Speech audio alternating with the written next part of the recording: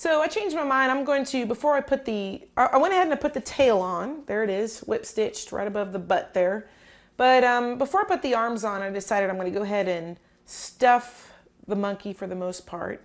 Get stuffing into the head and into the torso, so I can start seeing that the shape that the monkey's going to have and decide kind of the placement of the arms. And I mean, at this point, it kind of helps to start just putting some stuffing in, kind of get that three-dimensional shape going, so it kind of helps you with placement of the arms and I guess other things.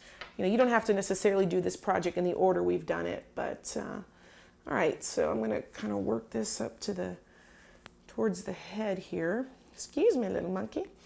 But I'm going to get in. There we go. Okay, so first thing is,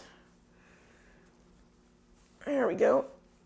See, all that stuffing I put in is basically just filling the top of the head.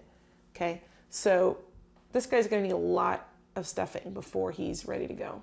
So I'm just going to keep putting it in there. I'm going to take a big old handful of this and just, you know, it's only one way it's going in. So sorry, little guy, but just keep doing it. And then once we have a little bit of shape to the torso, then we'll look for the placement of the arms and go from there.